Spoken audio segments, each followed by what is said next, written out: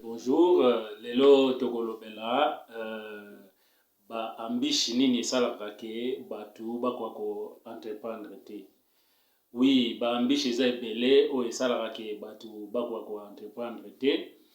Pona lelo to retenir pona bino quelques ambitions oyo vraiment esalaka pona ba congolais bakwako entreprendre te. Donc bomona que na eloko ya empêchaka ba congolais bakwako entreprendre te. Premièrement, ezali ignorance.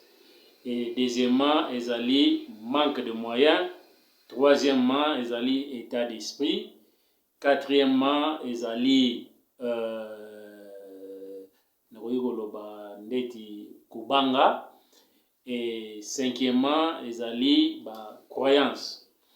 Alors, tokomeka kubalayer chaque point pour na kosala de façon que ya komema batu ba comprendre que nyonso wana o tokanisa eza bambiche en réalité eza nango bambiche te.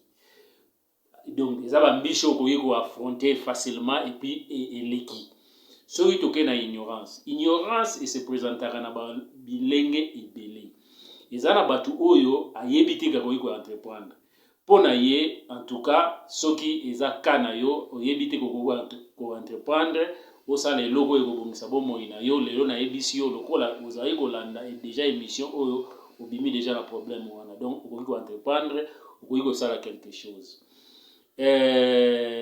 Deuxièmement, pona kaka mambo etali ignorance ndenge na lobi ba ignorance eza na ba lolenge ebele. Mutu mususu ayebi na ye kako ko entreprendre. Mais ayebi te akosala eloko nini. Donc ayebi akoki ko entreprendre, ayebi te akosala eloko nini. Alors pour na batu ya cadre wana, je peux dire que okoki kosala ke oluki posa ya batu ezali nini. Ou bien mingi ngana na cadre ko résoudre ba problème, otali ba problème nini ezali na batu oyo bazali na communauté na yo ou bien bazali nzinga na yo. Bazala ba problème nini oyo moni ko résoudre. Soki omoni ba problème o bazana ngo oluki o résoudre ngo de façon que batu wana na koluka pe solution na ba problème na bango bazana ngo ba pesa mbongo ya mwana déjà ezali base pona yo okoka ko entreprendre. Ou bien mususu oyebi oza derrière information que logo epesa mbongo osali pose mbongo ba wana eza pe choix ya mutu soki pona ye eza kaka ke azanika na posa kaka ya mbongo bon eza nango. Mais o eza malamu eza que oluki ba problème eza na kati ya société na yo obandi ko résoudre yango po batu ba pesa yo quand même quelque chose po bazwa mbongo.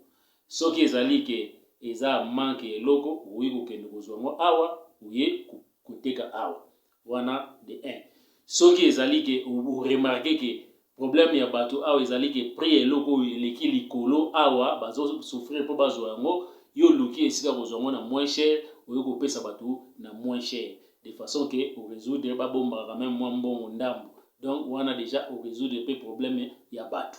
Donc pona wana soki ezali ke ozoluka eloko nini okosala memela yango na formule wana ko entreprendre pe osala eloko ekozala bien pona communauté na yo. Ezala batu mususu ayebi ke ko entreprendre. Ayebi pe ke nini akoki kosala. Mais ayebi te eloko yango oyo alingi asala wana kosala ngo ndenge nini. Donc ignorance wana eza pe facile à résoudre yango. Okosala ndenge nini oluki esika batangisaka eloko wana pona koyeba ndenge nini akosala ngo. Yo koyiko kende tuko mo kotinda mutu akende koyekola po yo sala yango. Soki yo okoyiko kende koyekola yango pe okosala yango yo moko ça va. Soki po koyiko kende oyekoli olakisi batu o bakosala yango pona yo ça va. Donc de ce point de vue ignorance eza obstacle te. Alors okoki peut-être même na kaka na YouTube oyo. Bomoni YouTube oyo eza école. Moi je commence à dire que eza pe école. Okoki ko vanda ou apprendre loko pe usali yango. Et isalemi pe ikomi pe affaire tant so bat bakomo benga expert comme quoi tanga yango na ba université au Kenya osala ki au 5 ans parce que d'ailleurs na oui sabino que dans les temps les gens disaient que pour apprendre loko ils ont 20 heures du temps et non plutôt 10 000 heures. Et ils ont 10 000 heures. Na 10 000 heures, on a sur le calcul, ndenge ba expert ba mona ki donc ça déjà que aux même 5 ans donc yango zo mona ba université ba nini tout ba 5 ans ba nini mais lelo ils a démontré que même na 20 heures du temps tu peux apprendre quelque chose pour yebi yango et ce que mi continue na pratique oyeba mo pe bien ou pe expert. Donc c'est déjà un point positif. Ngai même na kokoloba kutu que tu peux apprendre donc sur le feu, face à feu, puisque donc okoki kozala ke moto eza kopela wa soki ata oyebi kokima mbango te okoyekola ndenge nini bakimaka mbango. Donc c'est pour dire quoi okoki pe kobanda déjà kosala eloko yango ata soki oyebi te obanda koyeba yango face ya le feu oyo eloko wana ezobimisela yo pe oapprendre sur le feu. Donc wana déjà pona kaya bato wana na koyi koloba ke ignorance eza facile pour na ko résoudre donc koyi ko résoudre ignorance na bino na sens wana. Alors ezala mutu pe ayebi nyonso na utoloba wana ayebi mais ayebi teke aboko bandela ngo ndenge nini.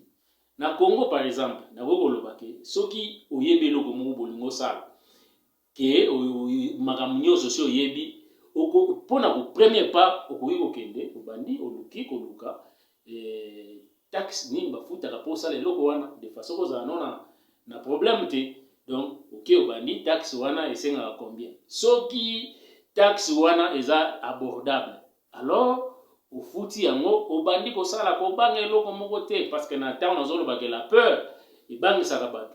Donc nayebi yango mpe na kolobela ngo na point nango ntango na koloba. Donc pour na lelo na lobeli plus l'ignorance qui est un frein na état na zona lolenge ya ba congolais pour na ko entreprendre. Donc lelo vous comprendre que ignorance et que vous avez frein parce que ezali toloba ambiche moko facile à résoudre.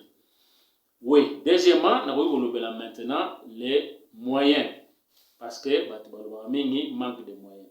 Pour na likambo etali manque de moyens. Avant tout, na omeka ko expliquer bino nanu oyo nga na bengaka ba état ya bozwi. C'est-à-dire il se présentera na ba état ni. Donc la richesse d'une personne est aux à la bétanie. Dans le barazan a 3 états. C'est-à-dire état solide, état liquide et état gazeux.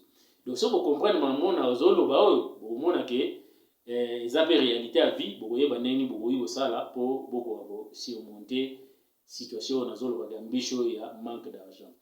Déjà dans le ba état solide, richesse à muteza état solide. Na état solide nazora richesse à mutu comme d'abord premièrement yomoko donc nzoto na yo ils a déjà richesse na état solide et puis mabele ils a déjà richesse na état solide donc mabele na biloko nango ezo ko contenir donc ba ressources nango ezo ko contenir ou bien yango ego pesa ils a déjà richesse moko solide na ba bien oyo mutu akoyi kozala nango ils a déjà ba richesse.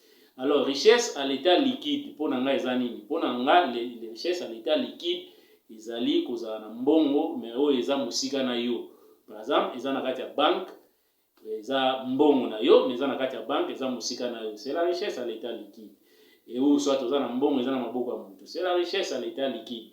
Soki mutu wana aza oyo tobengaka kedi ya mfuka ekomi nango état solide na kokoloba ndenge wana, mais soki aza kedi ya mfuka te c'est la richesse à l'état liquide.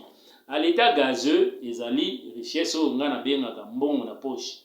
Mbongo na poche pour nga na bengaka ngo richesse à l'état gazeux. Bino mo boyebi déjà que gaz ezalaka très risquant, donc ezalaka ba risque belé ya mwana omonaka bato aza na mbongo akwei parce que azali kotambola peut-être na mbongo na état gazeux. Alors na état gazeux wana mbongo eza na makambo ebele, soit babotoli soit akwei soit bayibie tout ça. Donc c'est la richesse à l'état gazeux. Donc mbongo na poche mbongo pembeni na yo c'est la richesse à l'état gazeux pour bato ebele na yebi bon liquidité donc voilà à l'état liquide. Maintenant na lobango mbongo na poche na yo c'est la richesse à l'état gazeux. Alors koyeba ko changer beta wana yango na za koyebola ko sala ba faire ozwi mbongo komisi na état solide ou bien komisi na état liquide et mon komisi na l'état solide et mon komisi na état gazeux yango na ozo sala ba faire po mona ke ti o bando ko sala opération wana et bando singa ke o gagner moins profit. Alors pourquoi na lobby mbongo à l'état solide na lobby mutu ye moko, donc ça veut dire quoi? Ça veut dire que kozanga na nyonso, mais le oza déjà yo mutu, oza na maboko na makolo na makamniso zo sala, tu es déjà une richesse. À partir de toi déjà, okoki ko produire la richesse à l'état, soit liquide, soit gazeux. Donc, c'est pour dire quoi? C'est pour dire que mutu nyonso ndenga zawana foza un espoir que okoki kokangisa mbongo oyo osala yo ke obanda ba faire pour obikisa vie na yo. Et faut koyeba que première source ya financement ya mutu ezalaka d'abord yemoko, donc richesse à l'état solide. Et puis bon nakoloba ke ekozala pe entourage na yo, donc ils appellent une richesse okoki kokende osenga ou bien odefa mutu adefisa yo pour recourir aux mbongo banda faire na yo, ou soit okoki ko recourir na ba institution financière. Ba biloko wana nyonso tokolobela yango sima, surtout pour na ba institution financière neti ba banque, pour ezalaka pe na ba risque na ba problème ebele soko oyebi te ndenge nini okosala pour s'en sortir, pour okomitia chaîne moko boye okoyi so komibima te. Donc mais nakolobela bino parce que bato ebele bazoka mbongo na kati ya banque lokola mbongo moyeke. Non, eza ya moyeke te. Ezalaka ke bato badepose bambongo na bango bayebi te nini kosala, et yo bapesi yo mbongo wana zwa sala quelque chose na mailo oza nango. Alors soko oyebi nini okosalela yango te, okeka ngulu boke bodefisa nga mbongo na kosala boye kosimba keba eloko okosala ekozala pemi.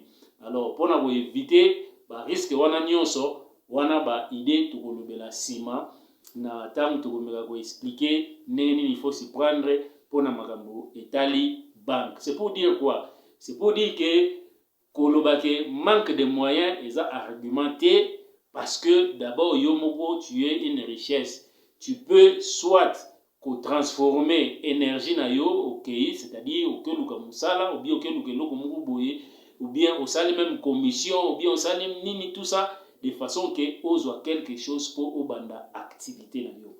Donc dire que tu n'as rien, c'est faux, parce que même Bible est lobby que celui qui n'a pas ou qui n'a rien, on notera même le peu qu'il a. Donc si réellement il n'a rien, le peu ou le peu ou donc les ayomoko.